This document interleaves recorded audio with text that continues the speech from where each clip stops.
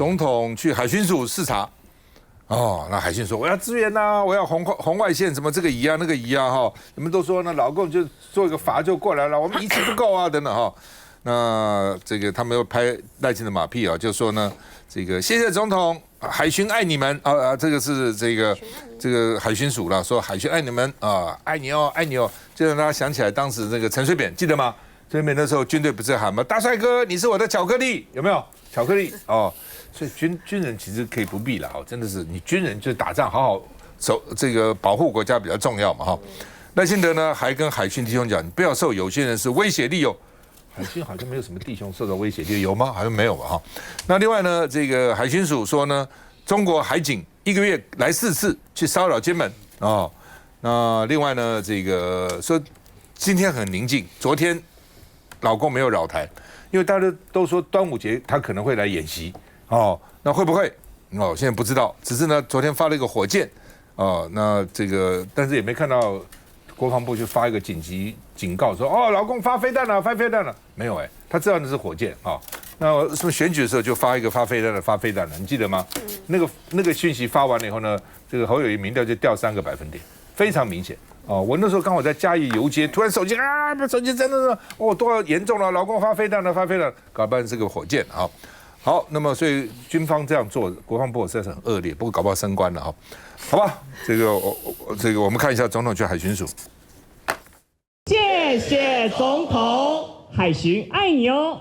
这突如其来的公然示爱，海委会主委管碧玲倒是笑得很开心。端午节前夕，总统视导在基隆的海巡署第2巡防区颁发加菜金，海巡更秀出这款去年购置的新装备，期待能争取特别预算。这套红外线热血上仪已经建制了20几套，单价是落在5到6千万，可以侦搜大约6至9海里，分为固定式和装在机动雷达车上，能够面对海面异状进行24小时监控。总统登车式的红外线热影像系统，固定式的2018年买了10座，去年连同车载式的再买10座。环岛智慧型暗记监控系统，2023年购置33座。也要导入人工智慧，来做最后判读的工作，来提升我们的工作效能。种种的这个建制工作，卓院长也在这次的特别预算里面有纳入海巡的需求。这等总统这句话，毕竟面对中共日益增加的灰色地带威胁，橡皮艇偷渡事件增加，管主委前一天才说2年27件，不排除是系统性操作。只是连2天海巡也揭露，中共海警船刻意关闭 AIS， 出没我金门和东沙限制水域，遭强制驱离。海巡前线守护海疆，面对中共非传统威胁侵扰，尽力防守，不让敌人越雷池一步。来，向荣，你要补充？没有，因为刚刚的吴峥回应了我话，我就难得跟吴峥对话，因为吴峥刚刚讲那段话，我觉得我还蛮感动，就是最少这个是民进党以发言人的身份针对的以色列在加沙的暴行罪行，起码有公开讲话，虽然不痛不痒，吴峥讲的是对的，基本上面没有任何谴责的动作。顶多呢，就是我们说打得好，杀得好，我承认民进党没有这样说，但是这逻辑对吗？今天呢，面对到呢加沙的罪行，我们今天呢是拍个给你，他不会丢钱，点加3万公，就是安安静静的，让人家不要注意到台湾就没事，这样就是我们回应一个国际的重大议题的态度吗？当然你会说台湾非常小，台湾呢管不到中东的事儿。我举个例子啊，2003年呢，当呢美国呢发动了伊拉克战争的时候，当时的陈水扁政府是讲话的，外交部说呢，我限令你海珊48小时之内呢要投降，在当时。但是事后呢，大家发现那是一个超级不是乌龙事件，是美国非常不要脸的栽赃，找了一个装了洗衣粉的袋子，栽赃给海珊，然后呢发动了战争，把伊拉克政府推翻了，最后把海珊呢也给杀了。你同样的之后呢，你看到呢，在俄乌战争呢，民进党政府有没有讲话？有，民进党政府强烈的谴责俄罗斯啊。请问你就说呢？对于这些的战争发动的时候，民进党为什么不安静？民进党为什么急着跟美国站在一起，而且比任何的美国的盟友们站在更前面，急着去谴责他们？我是说，在这些的立场当中，我们看不出来吗？联合国现在投票呢，只要是呢对以色列问题投票的时候，大概10个国家会挺以色列，扣除掉呢美国、以色列跟捷克之外，剩下的7个国家有5个是台湾的邦交国。你认为台湾交朋友有没有问题？台湾交的朋友呢，全都是美国人身边养的小弟的狐群狗党。我知道作为一个发言人的困难，我也知道呢，今天的民进党面对这件事情的时候，有很多呢装模作样的地方，但是呢，不要呢，因为呢必须要呢掩饰呢自己呢内心的虚伪跟空虚，而必须要呢把话呢倒过来讲。今天对于加萨的问题，民进党就是不敢讲话。你对于过去呢其他的，只要讲出来呢，美国爸爸会高兴的。民进党从来没有缺席过。但是你知道俄乌战争是人类从2战之后的统计，人类2战之后有这么多的地区性的战争，战争发生了之后呢，儿童妇孺死亡率最低的在俄乌战场上面。你知道俄乌战打到现在3年多，正规军的作战，他们的死亡率，联合国查核的比呢以色列呢去打那个手无寸铁的哈马斯呢打加萨都还要低。对这种的事情，台湾呢这么标榜呢自己的人道人权的环境里面，你会装没有看到？台湾的民进党政府没有跟平常的以色列的驻台的以色列现在呢在全世界的评价跟软实力，在各个国家的普遍的评估，最新的调查都是大幅下滑。以色列在台湾是最温暖的。台湾呢对他的看法，战前战后没有改变，不管以色列干了什么倒行逆施的事情都没有改变。今天川普在斗哈佛，纳唐雅胡是哈佛的，赖清德是哈佛的，你们这些哈佛毕业的，看到这种事情的时候没有意见，我真服了你们。至于台湾有没有呢？先跪。我说全世界呢有2个国家，就是印度输了他不承认，台湾跪了他不承认。可是呢，不管是台湾跪了，印度输了，你承不承认不重要啊。印度说他没有输，全世界也没有人认为他就赢了。台湾有没有跪？听听看国际社会的声音就知道了。来，吴征。我觉得江荣兄讲的我理解，但是我也要讲，就是俄乌战争跟以巴之间的冲突还是有一个本质性的区别，因为俄乌战争很明显是俄罗斯单方面对乌克兰发起的侵略，那以巴之间包含哈马斯这个组织，国际上也是公认它是恐怖组织。那哈马斯有没有针对以色列发起恐怖攻击？也有。有没有炸死以色列的平民？也有，但以色列现在问题就是说，他被国际社会谴责的是，因为他在反过来要去报复哈马斯的时候，一个不成比例，太多平民成为连带的这些损伤，甚至很多人命因此根本就无辜的，他就这样死了嘛。那问题，所以如果我们把以巴这事情讲回来，那因为确实台湾过去中东并不是一个我们主要外交的领域，那我反过来讲，当哈马斯去恐怖攻击以色列的时候，那台湾我们有外交系统有没有特别去谴责哈马斯呢？其实我们也没有特别讲话。所以我想这个事情并不是说我们特别在以巴之间好像选择要去站队在哪一方，而是我刚刚讲了，政府现在我们必须要很负责任嘛，对不对？因为我相信全民也对总统有这个期待，是说在怎么样在我们的经济关税浪潮中让台湾争取到最好的位置。所以我刚只是再一次跟大家报告是说，如果台湾的公民社会都希望说台湾政府要这个时候站出来，我相信总统会听民意，但是这个也是大家要采取什么样的政治动作，会有什么样的政治后果，要去全盘思考。以色列这场战争会打多久？其实请导播 take 一个这个画面大概就知道了。这是以色列这个 Channel 12，就是他们过半的以色列人目前认为，就是说纳坦雅胡其实他发动这样，他为什么停不下来？为什么到现在谈不了？为什么他不停下来？最大的原因就是为什么？因为他要保住他的权利。因为以色列在明年之前，他一定要进行所谓的这个改选。那这个民调恰好就是为什么纳坦雅胡停不下来的原因。因为现在民调现在选他没办法选上啊，所以他要打到他的民调 OK 为止。所以其实，在去年就有连美国的众议院的这个议长舒默尔他都讲说，以色列应该要提前改选。以色列里面也有非常多人就说，我们2024就应该要改选，我们就2024就应该要改选了，但是都没有办法。所以其实你看以色列是这样，所以在这里面我还是认为就是说，这一切最大的原因还是因为川普的单边主义。俄乌停不下来，以色列停不下来。其实我个人是非常讶异的。川普去了阿拉伯，去了阿联酋，去了卡达，其实基本上那整个中东国家大部分该谈的、能谈的、跟需要谈的东西都已经走遍了。可是居然到最后，他是在谈他自己的啊。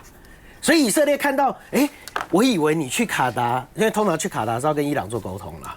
我以为你去卡达，我以为你去阿联酋，我以为你去阿拉伯是要谈我们这个以色列这个事情，结果看起来没有。你公开呼吁就是说，我拿到了大胜利，他们都要投资我，巴拉讲了一大堆。那以色列当然继续玩下去。那这就是单边主义的结果。所以我也要提醒一下观众朋友，就是说，刚才我们在讲，就是说美国的国际贸易法庭说川普违反了 IEEPA， 就是说这个整个总统不应该行使国际紧急经济权利法。也就是说，你关税不是你行政权应该要 touch 的部分，但是川普还是碰了。就像刚才我们讲哈佛一样，哈佛的事情明明川普知道不行，明明知道法律过不去，但他为什么要做？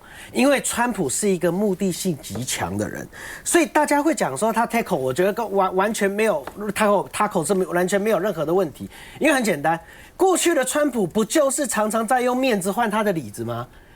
大家去看看美国的破产法 Chapter 11。川普破产了那么多次，为什么活得下来？他为什么活得下来？就是因为 Chapter 11保护了他，所以他根本不 care 面子，他只 care 他要的。在哈佛的事情上面，他是要抑制学潮；在整个经济的这个问题跟关税这个问题上面，他是要去解决他美国自己的债务问题嘛。所以，但是这个法庭现在做了这样的一个变动的时候，会导致其他国家现在不跟着继续谈判。其实英国也谈了，中国也谈了，接下来一定还有好几个国家其实原本要跟进的，但如果没有跟进的话，我还是要提醒大家，因为6月有1.2兆的美债要到期，从6月10号开始，那就是一个 checkpoint。那目前市场看起来借新还旧的这个比例并不是那么的高，所以6月可能会有很强的这个经济震荡，我觉得这个是要非常小心的。插一句话，因为这个东西一定要谈清楚，免得大家有误解。恐怖主义的定义，美国或者以色列说哈马斯是恐怖组织，我知道，可是联合国有说吗？除了难道美国说它是恐怖组织，我们就说它是恐怖组织；以色列说它是恐怖，我们就联合国没有。联合国呢，到现在为止，盖达组织是的。基地组织是的，另外呢，美国呢承认的叙利亚的那个新的那个努斯拉阵线，联合国认定是恐怖组织，可是哈马斯没有。不过我只补充一句话，就按照吴峥的逻辑，如果我们因为要谈关税，所以我们会牺牲掉我们在对这个地区和平的这样子的一个方法的话，那我们现在面对中共的军演，我们可能会牺牲我们的关税。不，基本上了哈，就是说你台湾必须要想了哈，假如说武力大就可以打武力小的，将来有一天中国打我们怎么办？啊，这是一个。那我们看俄乌战争跟这个以哈，俄乌战争其实不是那么简单，就俄罗斯出了兵打乌克兰了。前2-3年里面就有很多问题了。哦，譬如说这个乌东哦，这个亲俄罗斯的讲俄语的，乌克兰是镇压的，内部很多斗争啊。哦，然后呢，这个俄罗斯说，当时我的这个跟我好的国家，什么捷克啦，什么波兰，通通加到北约去了。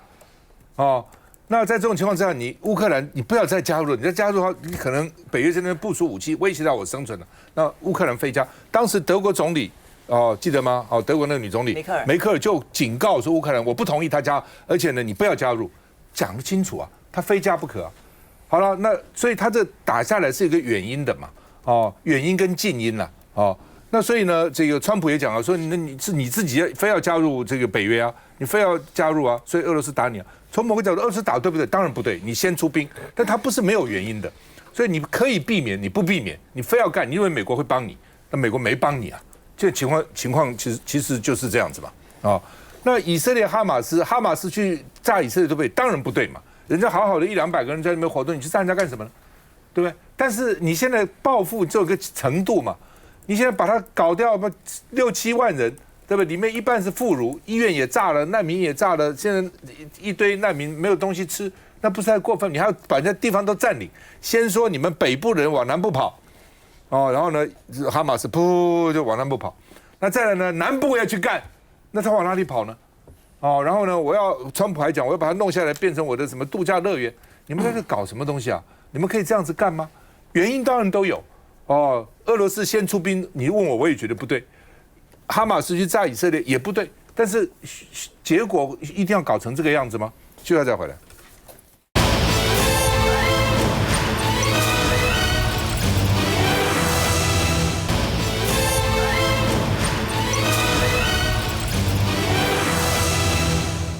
好，行政院因为删了给地方的补助款600多亿哈，所以呢，台北市今天下午要提出4点半要送件啊，送了哈。那主要的原因呢就是抗议啊，但是诉愿跟谁诉呢？跟行政院诉，所以这只是一个行政动作哦。如果被驳回，才能去打行政诉讼哦，到高等行政法院呢，最高行政法院，先到行政院。那你说行政院会判他赢吗？我真的很怀疑。不过，而且给你旷日费时搞很久哈。不过这是一个动作，是一个政治动作哈。那卢秀燕他不去提诉愿，他说希望中央闲来勒马是道德劝说不要再继续干了。说呢被地方告很难看，所以我不告你告你很难看啊。桃园呢张善政说要发函给中央告知你违法所以现在有不同的做法。台北市呢就去告他也不是告了，就诉愿然后呢台中呢是说道德劝说闲来勒马吧。然后呢这个桃园是我发函给你，说你违法了我跟你依法论法那议员这个现在就骂了说是拿孩子营养午餐来开刀，因为新北市呢被删掉30亿的预算。那钟佩君说混账卓内阁，来佩君为什么这么凶？中央政府自己的预算被这个立法院统删，那很明白，就是中央部会要求他们去总结检讨自己的这个施政的计划。那民进党为什么说要混账？就揣着明白装糊涂嘛？你过去从来没有遇过这样的情况吗？上一届的行政院长，我们就举112年底选举年，在审查113年的这个预算案的时候，最后也是通过一个统删300亿元，由行政院的部门自行补足的决议。那我就想问卓院长，那陈建仁知道他怎么去调配这个统删，那卓荣泰不知道？是你比较笨，你比较蠢，还是你明明知道，但你装作你不知道？这就是坏嘛！所以跟强盗是不用讲道理，没什么好讲的。这该打就打，该冲就冲。去年修正的财划法非常明确，已经要求一般的补助款不可以低于前一年的额数。所以在野党对中央财政约束的完整配套里面，根本没有行政院可以割地方补助款的这个调度选项了。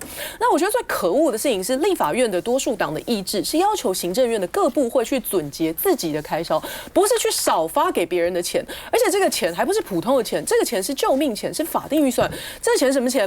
台北市为例，有受到伤害的，有给低收入户的小朋友的营养午餐的补助款，有交通修马路的钱，林总总，还有小朋友上这个资讯课程设备的费用，太多都不是跟对大人有影响，小朋友、低收入户这些弱势、特别需要的族群都会被影响到。国民党跟民众党的立法院党团在这个立法院的时候，对于社福相关的补助是1块钱都不会去删的。为什么说民进党政府混账？因为他现在是由上而下齐头式的打折，他自以为在惩罚蓝营居多的地方政府，可是他惩罚到谁？他惩罚到全国的老百姓啊！那各项的删减比例不一定但这数字是怎么来？你知道，中央的主计总处直接告诉你，你剩多少就是多少，有一些是直接挂零的项目所以台北市政府也好，或台中市、桃园各地方政府是毫无这个内控的机会，也没有空间你为了政治斗争，然后你去抢劫人民的补助款，这不是强盗，不是土匪，是什么？去年在野党在立法院审查预算的时候，没有删除任何社福或补助类型的预算，就是因为不希望苦到人民嘛。但民进党现在的选择是什么呢？我的大内宣，我的小内阁，我的执行率偏低的预算，还有我卓荣泰就职周年要吃的杯子蛋糕，这些预算通通都要维持。但是地方政府呢，拿来救急、救穷、救命的钱，保证执行率是100%的这些补助款可以删。你说这个政府还不混账吗？如果他不愿意面对立法院的这个民意，不跟立法院沟通，然后不去面对自己的这些麻烦，你要把这个锅直接甩给地方政府，我真的是不会做事，赶快滚蛋了，真的。我们看一下背景新闻。我想我们再次强调，我们认为中央政府不应该克扣地方的一般补助款，而且这是已经核定用来在社福、教育、照顾弱势等相关的计划上面。我看到行政院说要人民共体时间，但是要百姓勒紧裤带共体时间，但却看到民进党的高官用公务车载宠物美容，我想民众无法接受。赖振宇。我觉得大家可以看一下我们执政党的地方民意代表居然说37.9亿是小小的数字，我就来告诉大家这小小数字分别是哪些。首先台北市被删了37.9亿，包含了教育补助，还有同时各位所有台北市的教师们，你们的教师年改金被中央政府给删了，我们总共删了12.4亿。再来社福补助，刚刚我们就是佩君有特别讲到的，所有的中低收入户，还有包含到所有社福团体需要的，被删了14.6亿。再来基础设施，也就是我们现在大家所说的现在行人地狱相关的交通建设等等的，被中央政府删了7亿。再来其他补助删了3.9亿。所以我刚刚说了，民进党你们过去一直不断的在说，哎呀，现在蓝白两党删了多少？各位，现在行政院是带头删了所有台北市民相关的福利，37.9亿。各位，37.9亿是什么样的数字啊？这已经不是说他可以送几趟监察院用公务车去送宠物美容可以去比拟的啦。同时间呢，我跟大家说一下，现在整个立法院已经解冻了赖政府90%的预算，所以不要再哭穷，不要再骗百姓了。90%预算已经解冻了，你不要再喊哭穷。同时间，你现在省略的是人民百姓该用的救命钱。大家知道吗？现在中央政府，我们现在被自行删减的是636亿。中央自己要撙节开支，我们来回溯一下2002年陈水扁总统时期，他被删的是多少？658亿。请问一下，陈水扁总统有向人民开刀吗？这就是人民总统跟威权总统的差别啊！因为今天你看正事不做，扭曲事实。各位，我再重新强调一次，现在立法院已经解冻了中央行政院的90%预算，所以不要再骗百姓说哭穷没钱。你们现在可是钱满满的，还可以让所有的公务人员可以用公务车去做自己的事啊，然后现在要全民老百姓去陪你去做这样子的预算监牢，我觉得这真的是很悲哀的一件事情啊。所以我觉得赖总统你要好好审视一下你的内阁，如果您的内阁做不了，可以问问看陈水扁当年的内阁被删了658亿，更何况是23年前的预算658亿，比你现在还要多更多。难道你都没有办法去撙节调配吗？那时候整个预算的规模比现在小很多了，是小1兆多。来，黄庭，我觉得这个就是标准的，就是违法嘛。刚佩君其实讲得很清楚啊，法其实就定在这个地方了。那为什么中央还愿意去把这件事情就说，他就是没有这件事，他就是要砍，不就跟刚才川普在做的事情不是一模一样吗？明明就没有不行违法的事情，那他为什么要做？那我刚讲了，川普做这些事情是有目的的。那请问民进党做这件事有没有他的目的？当然有啊！民进党做这件事的目的其实很简单嘛，民进党就是要趁着民众觉得不了解的时候，就告诉你说，你看蓝白砍预算，然后你看我砍他们的预算，他们就叫，那他们砍我的预算，我都没有叫，他就试着想要做一个抽换概念式的这样的一个方案。你怎么没有叫？你叫很大声。是的，对了，我们也都有叫啊。对，当然他就试着用一个抽换概念式的方式，然后让民众觉得说，你看砍预算其实就是不对的事啦。所以呢，这样子。终究讲到最后还是为了什么？就是为了大罢免而已啊！所以你看，我比较难过的就是说，你怎么会去？你明明都知道违法，这个法我看这个法要是你认为有状况，那你可以当场，你可以把你的这些意见全部一起提出来，甚至你在做这个判断的时候，你就想说好。我就是不爽上次的财划法是这个样子，所以这次我决定要这样，你也可以。可是他连这些都没有讲，因为他发现什么，这里可以做政治操作，所以他就拿这件事情来做政治操作。可是这个影响是非常非常大的，因为整个中央给地方的补助款，它其实都有特殊项目、特殊的，所以你在删的时候，你是完全删掉了那整个项目，因为这几个项目就没了。那整个我们说老实话，立法院现在在砍的这整个的预算的部分，是你自己去调度的，所以你可以微调。那讲白了就是叫什么？通常这种统删的方式，就是叫大家说你编太高了，你要撙节支出，因为从过去几年的平均分你也用不到那么多，所以它是可以撙节的。撙节不会删掉任何一个项目，但现在砍的这个地方补助是。铁铮铮的一个的专项，就整个都没有了。所以一个是撙节，一个是删除计划项目，这是两个完全不同的概念。可是对不起，很坦白讲，民众不会懂这个部分，所以他就借用民众不懂的部分，就拿这样子的事情来做政治斗争，来为了大罢免。我是觉得我可以说你聪明，但真的很可悲啦。休息一下再回来。